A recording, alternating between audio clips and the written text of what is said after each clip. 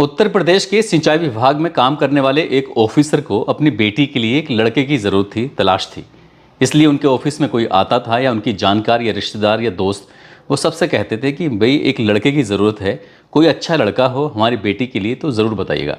ऐसे करते करते दिन बीतने लगते हैं और एक दिन एक आदमी आता है और आके कहता है कि साहब एक लड़का है आपके समाज का, आप क्यों ना उसे अपनी बेटी का रिश्ता लगाओ। दरअसल लड़का दिल्ली में पार्किंग का ठेकेदार है और अच्छा पैसा कमाता है। घर भी उसका रहन सहन अच्छा है, अखलाक बहुत अच्छे हैं, लड़का देखने वाले में बहुत अच्छा है। अगर आपको ज़रूरत महसूस हो तो मैं उस परिवार से आपकी बेटी के लिए बात चलाना शुरू कर दूं।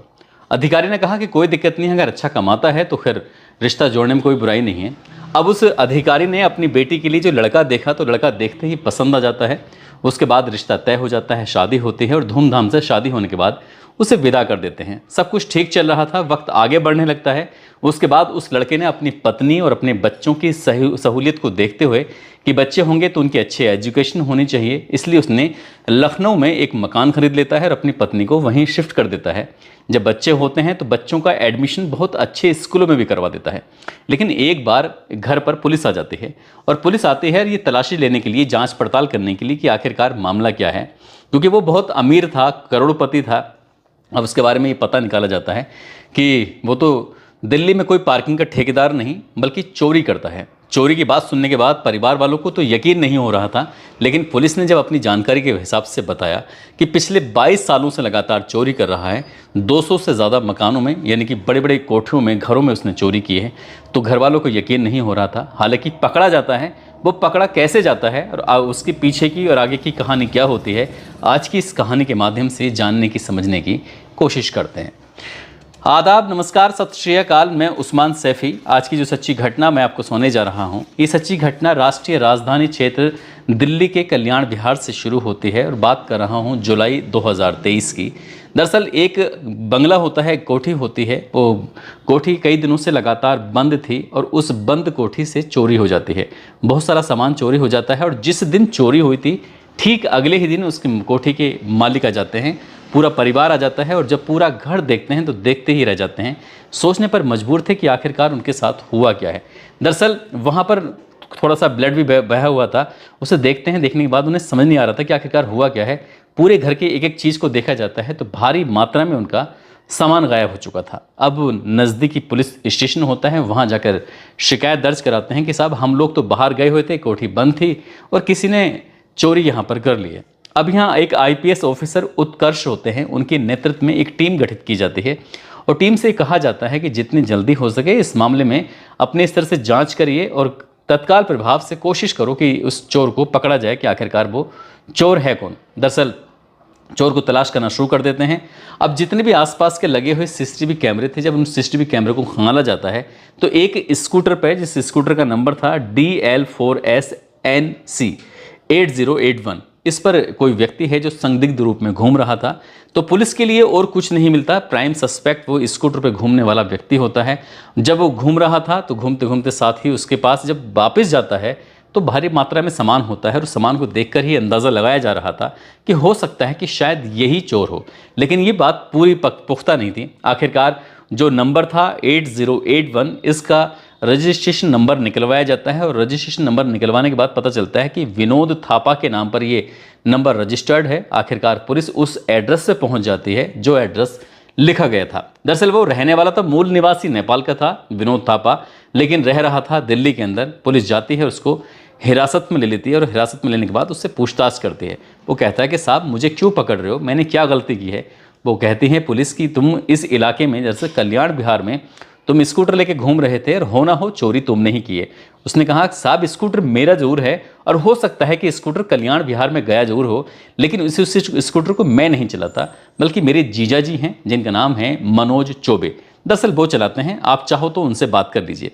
जब मनोज चौबे के बारे में बात की जाती है, पुलिस उस व्यक्ति को देखती है तो उस व्यक्ति का नाम मनोज चौबे नहीं था पुलिस के हिसाब से। दरअसल उसका नाम कुछ और होता है, लेकिन जब उसके साले ने ये नाम बताया तो पुलिस को यकीन नहीं हो रहा था। अब इसके बाद पुलिस ने इस मामले में जांच पड़ताल करना शुरू किया है। आखिरकार देर से बेर वो व्यक्ति पकड़ा जाता है। जब पकड़ा जाता है तो उसे पूछताछ अब शुरू होती है तो उसके बारे में पता चलता है कि वो उत्तर प्रदेश का एक जगह लगती है सिद्धार्थ नगर, वो वहाँ का निवासी होता है।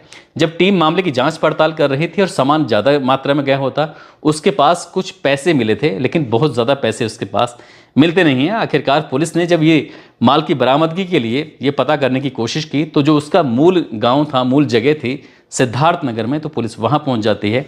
वहाँ जब जाती है तो पुलिस को यकीन नहीं हो रहा था, क्योंकि परिवार के जो लोग थे जो वहाँ मौके पर मिलते हैं वो कहते हैं कि साहब मनोज चौबे किसी भी कीमत पर चोरी नहीं कर सकता, वो तो पार्किंग का बहुत अच्छा ठेकेदार है, बहुत अच्छे पैसे कमाता है। आपको यकीन नहीं होता तो यहाँ उसका जो शोहरतगढ़ है वहाँ उसकी पत्नी के नाम से स्मिता लॉज भी बना हुआ है, वहाँ से भी अच्छी खासी इनकम होती है। वाकादे नेपाल में उसका होटल है, वहाँ से भी अच्छी खासी इनकम होती है। और सिद्धार्थ नगर में लीज पर दिया हुई ज़मीन पर एक हॉस्पिटल बना हुआ है जिसका किराया ही 2 लाख रुपए पर मंथ के हिसाब से आता है। फिर पुलिस और बातचीत करती है तो पता चलता है कि अरविंद नगर भजनपुरा दिल्ली के अंदर एक उसका अपना घर है, लखनऊ के अंदर उसका घर है। अब जब इस तरह की बातें आती हैं तो ये भी बात पता चलती है कि लखनऊ में उसके बच्चे रह रहे हैं, लेकिन जब बच्चों की बात आती है कि लखनऊ में बच्चे रह रहे हैं तो दिल्ली में कौन रह रहा है। अब दिल्ली में जब बात आती है कि दिल्ली में मतलब कि दिल्ली में उसकी एक पत्नी है जिसका नाम सपना है, लेकिन लखनऊ में उसकी पत्नी जिसके नाम शायद स्मिता बताया जाता है, स्मिता रहती है। तो पुलिस भी कंफ्यूज हो जाती है कि हमने गलत आदमी को तो नहीं पकड़ लिया है। यहाँ तो उसकी अच्छी खासी संपत्ति है, नेपाल में भी, यहाँ भी उसके हॉस्पिटल बना हुआ है, लॉज बना हुआ है, दिल्ली में घर है उसका, लखनऊ में घर है, इतना पैसा और वो चोरी क्यों करेगा, इस तरह की बात थी। अब आखिरकार पुलिस जब वहाँ से पूछताछ करके आती है तो पुलिस ने अपनी जानकारी उच्च अधिकारियों को दी और उच्च अधिकारियों ने जो उससे पूछताछ करना शुरू किया है कि आखिरकार पूरा माजरा क्या है। तो उससे पूछा जाता है तुम काम क्या करते हो, कहता है साहब मैं तो ठेकेदारी करता हूँ, पार्किंग का ठेकेदार हूँ। तो इससे पूछा जाता है कि तुम पार्किंग के ठेकेदार कहाँ पर हो, क्या करते हो, कहाँ कहाँ तुमने काम किया है। तो वो जब बताने लगता है तो वो जहाँ भी पुलिस उसे वेरीफाई कर रही थी तो वेरीफाई करने में वो सब गलत पाया जा रहा था, यानी कि वो पार्किंग का ठेकेदार होता ही नहीं है। आखिरकार पुलिस अपने तरीके से और सख्ती से उससे जब पूछताछ करती है तो मनोज चौबे कहानी सुनाता है। दरअसल बताता है कि सिद्धार्थ नगर से साल 1997 में वो दिल्ली आया था और दिल्ली में कीर्ति नगर पुलिस स्टेशन में वो कैंटीन पर काम करने लगता है। एक दिन कैंटीन पर काम कर रहा था और उसे मौका मिल जाता है, वहाँ से कुछ चोरी कर लेता है। एक तो पुलिस स्टेशन में वो कैंटीन होती है और पुलिस स्टेशन की कैंटीन से जब चोरी करता है किसी की नज़र पड़ जाती है और नज़र पड़ने के बाद वो पुलिस के अधिकारी को बताई जाती है। आखिरकार मनोज चौबे पर एफआईआर दर्ज कर ली जाती है और एफआईआर दर्ज करने के बाद उसको जेल भेज दिया जाता है। लेकिन जब ये पकड़ा जाता है तो इसने अपना असली नाम मनोज चौबे नहीं बताया था, नाम इसने कुछ और ही बता दिया था। आखिरकार वहाँ से छूटता है, छूटने के बाद वो उस कैंटीन पे तो काम कर नहीं सकता था, अब क्या काम करे उसके दिमाग लगाना शुरू कर देता है। तभी वो सोचता है कि क्यों ना चोरी ही की जाए जिसके इल्ज़ाम में वो पकड़ा गया है। आखिरकार जब चोरी वाली बात आती है तो उसने कुछ ऐसे घरों को निशाना बनाना शुरू कर दिया, ऐसी कोठियों को निशाना बनाना शुरू कर दिया जो अक्सर बंद रहती थी। उसका कुछ ऐसा अंदाज़ा होता था कि घर के सामने अगर लगातार कई दिनों तक न्यूज़पेपर पड़ा हुआ है तो उससे पता चल जाया करता था कि शायद कोई घर में है नहीं, इसलिए न्यूज़पेपर वहाँ से उठकर अपने घर अंदर तक नहीं जा रहा है। साथ ही वो अंदाज़ा ये लगाता था कि घर में कोई गंदगी, जैसे कोई साफ़ सफाई ना हो, जाले वगैरह पड़ जाते हैं, या फिर घरों में कुछ लोग पेड़ पौधे लगाते हैं, पेड़ पौधों को पानी ना मिले तो वो सूख जाते हैं। यदि पेड़ पौधों की कटिंग समय पर ना हो तो उसे ही पता चल जाता है कि घर पर कोई है नहीं। या फिर घरों के पास में बड़ी बड़ी कोठरियों में जो कुछ लोग पेड़ पौधे लगाते हैं तो बेल जो होती हैं वो पूरे घर पर चढ़ जाती हैं। तो उसने कुछ ऐसे ही अंदाज़ा लगाया करता था और कई इलाके उसने चुन रखे थे, जैसे मॉडल टाउन, रोहिणी, अशोक विहार, पीतमपुरा, इस तरह के मोहल्लों को, इस तरह की कॉलोनियों को, साउथ, इस तरह की जगहों को वो निशाना बनाया करता था। और वो चोरी करता था, एक चोरी करता था, बढ़िया करता था, जिसमें बहुत सारा पैसा मिलता था। पैसा मिला, यहाँ से उठाया और उसने हाथों हाथ सामान को बेचा और बेचने के बाद उसने उसको सामान भी बहुत दूर जाके बेचता था और वहाँ अपनी प्रॉपर्टी वगैरह खरीद लिया करता था। सब घर वालों को, परिवार वालों को ये पता था कि वो दिल्ली में रह के पार्किंग का काम करता है, लेकिन पार्किंग का काम नहीं करता था बल्कि चोरी करता था, और वो भी सिंगल, अकेला ही चोरी करता था। उसने कभी अपनी इस चोरी में किसी को भी शामिल नहीं किया। लेकिन अंतिम चोरी जो थी जिसमें वो पकड़ा जाता है, बताया जाता है कि वो उस घर में जाता है और जब दरवाजे को खोलने की कोशिश कर रहा था तो उसको अचानक से चोट लग जाती है और जैसे ही उसको चोट लगती है तो वो वहाँ पर बेहोश होकर गिर जाता है, कई घंटे तक वहाँ पर पड़ा रहता है। आखिरकार उसकी जब आंखें खुलती हैं, देखता है कि ये वो यहाँ पर बेहोशी की हालत में है, तब भी उसको अच्छा खासा टाइम मिल जाता है। और टाइम इसलिए मिल जाता है क्योंकि वो कोठी बंद थी।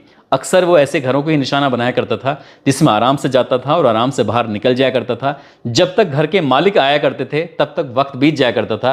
और उस दौर की ये बात है, उस दौर में सीसीटीवी कैमरे वगैरह होते नहीं थे। यदि वो पकड़ा जाता था तो उस पर कोई भी ऐसा नाम बदलता था तो उस पर ये बताया जाता। जब पुलिस ने जांच पड़ताल की तो उसने लगभग 9 चोरियों में उसका नाम आता है, लेकिन 9 की 9 चोरियों में उसने हर बार अपना एक अलग ही नाम बताया था।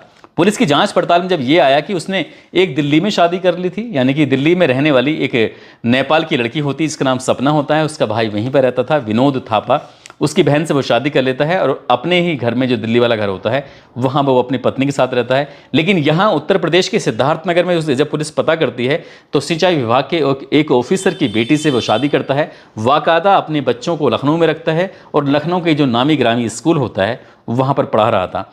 जब ये खबर अखबारों में प्रकाशित होती है, वेब पोर्टल पर चलती है, तो उस खबर में साफ साफ लिखा हुआ था कि चोरी करते करते एक इंसान, एक व्यक्ति कैसे करोड़पति बन गया। वो वाकई अपने आप में हैरान करने वाली बात थी, सोचने वाली बात थी।